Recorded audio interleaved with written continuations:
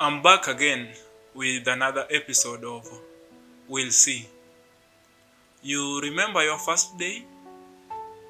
The uniform was too big. The shoes felt new. The people who had sacrificed so much to see you there couldn't stop smiling. Neither could you. You had big dreams. Big ones. Maybe you wanted to be a doctor, engineer, a pilot. But one thing was very clear. You knew one thing. You were going somewhere. And everybody could see it. There were people betting their hopes on you. There were people who carried your dream as if it belonged to them too. You believed in yourself. And slowly, life became normal. The excitement faded. The routine arrived.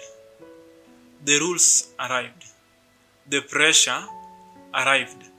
The frustrations arrived. Some days felt unfair. Some punishments felt unnecessary. Some decisions made no sense.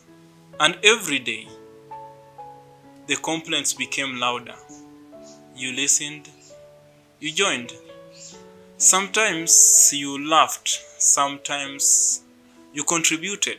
After all, everybody was talking about the same thing. At first, it was just frustration. Then frustration became conversation. Conversation became ideas. Ideas became possibilities. And slowly, something that once sounded impossible started sounding normal. One day, somebody suggested something. Everybody laughed because it sounded crazy. The next day, it wasn't as crazy. A few days later, people were discussing it seriously. And that's the thing about bad decisions.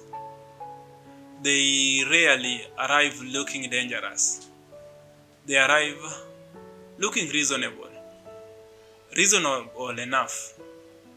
Until one night, you find yourself standing there,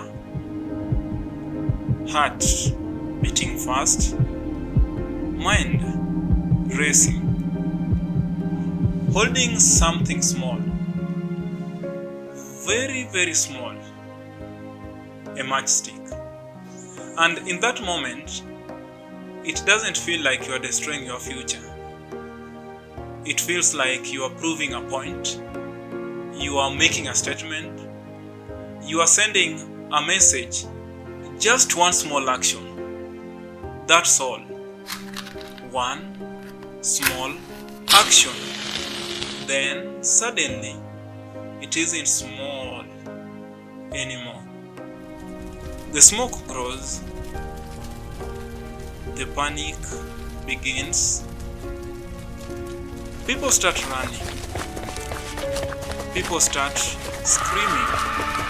People start calling for help.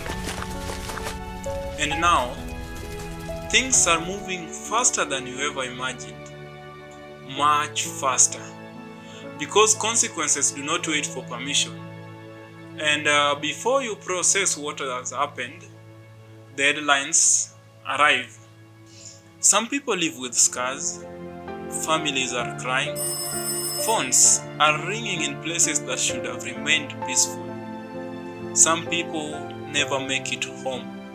And suddenly, the thing that started as a frustration has become tragedy. Days later,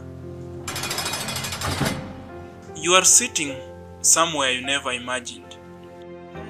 Maybe a police station, maybe a courtroom, maybe a juvenile facility. And for the first time, everything is quiet. No cheering, no excitement, no group conversations. Just silence and questions. Questions you cannot answer. Because how do you explain this to the people who bet their hopes on you? The same people who sacrificed so much to give you a chance. How do you explain this to the people who saw something special in you? The same people who once spoke about your future with certainty. How do you explain this to the people who walked beside you every day? The same people who now struggle to recognize the person sitting before them. And the hardest part, you still remember the dreams. You remember the first day. You remember the smile. You remember the plans. The future that once felt so certain. Now, you don't even know what tomorrow looks like. And that's the thing about consequences.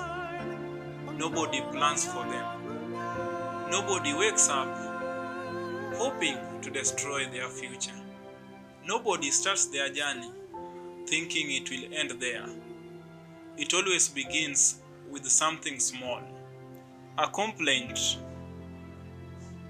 a frustration, a conversation, a decision, a matchstick. And by the time the reality arrives, you are left staring at a life you no longer recognize, wondering how something so small managed to take so much. And just like that, a future becomes a case file. Is proving a point worth gambling your life? Because some mistakes don't just change a day, they change a life. To the families, friends, and everyone affected by the Utumishi girl's tragedy, my heartfelt condolences. May the souls of our departed young dreamers rest in peace, and may strength and comfort find all those who are carrying their pain. We'll see.